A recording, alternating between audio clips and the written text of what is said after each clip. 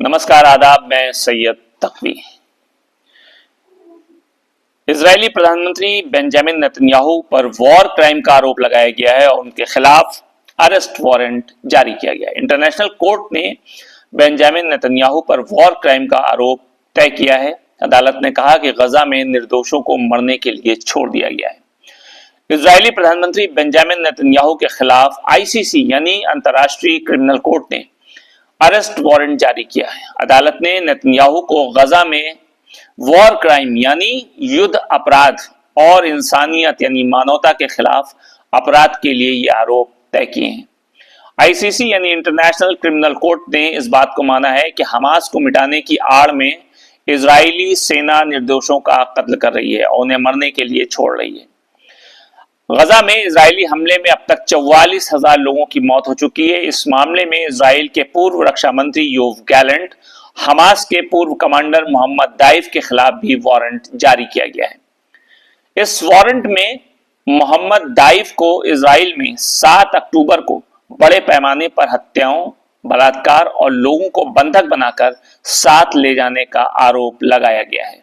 हालांकि इजराइल ने दावा किया था कि उसने जुलाई में एक हमले में मोहम्मद दाइफ को मार दिया है। आईसीसी यानी अंतर्राष्ट्रीय क्रिमिनल कोर्ट यूक्रेन में वॉर क्राइम के लिए रूस के राष्ट्रपति व्लादिमीर पुतिन के खिलाफ भी गिरफ्तारी वारंट जारी कर चुका है। इजराइल ने इन आरोपों को खारिज कर दिया है। इजराइल ने आईसीसी यानी अंतर्राष्ट्रीय क्रिमिनल कोर्ट के आरोपों को खारिज कर दिया और इजराइल ने कहा कि ऐसा फैसला आईसीसी के क्षेत्र के अधिकार में नहीं आता है। इजराइल के मुख्य विपक्षी नेता लिपिड ने भी इस आदेश की निंदा करते हुए इसे आतंकवाद के लिए इनाम करार दिया है। वारंट पर अभी तक इजरायली प्रधानमंत्री बेंजामिन नेतन्याहू और योव गैलेंट की तरफ से फिलहाल कोई भी स्टेटमेंट या प्रतिक्रिया नहीं आई है। सवाल यह है कि क्या आईसीसी के पास गिरफ्तारी का पावर है या आईसीसी के पास गिरफ्तारी का पावर नहीं है, क्योंकि आईसीसी ने यह वारंट जारी तो कर दिया है लेकिन उसके पास संदिग्धों की गिरफ्तारी की शक्तियां नहीं है। यानी जिस तरीके से उसने रूस के राष्ट्रपति व्लादिमीर पुतिन के खिलाफ जारी किया था और अब इजराइल के प्रधानमंत्री बेंजामिन नेतन्याहू के खिलाफ जारी कर दिया है, तो क्या उसके पास इन लोगों की गिरफ्तारी के लिए ताकत भी है या नहीं है। वो सिर्फ उन देशों में अपने अधिकार का इस्तेमाल कर सकता है जिन्होंने इस कोड की स्थापना करने वाले समझौते पर हस्ताक्षर किए हैं।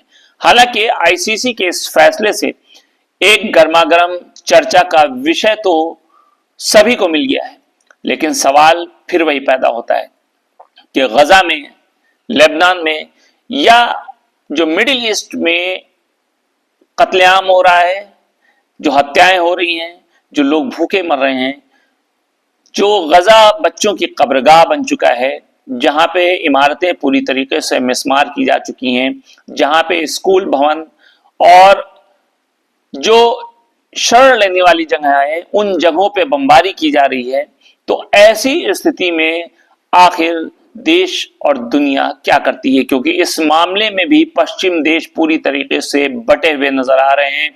कोई आईसीसी के इस फैसले का समर्थन कर रहा है, कोई आईसीसी के इस फैसले का विरोध कर रहा है। समर्थन वो देश कर रहे हैं जो आईसीसी में शामिल हैं और विरोध वो देश कर रहे हैं जो आईसीसी में शामिल नहीं है। लेकिन जो सवाल है सबसे बड़ा वो यही है कि क्या आईसीसी इस वारंट को जारी करने के बाद इस पर अमल कर सकती है या नहीं। नमस्कार।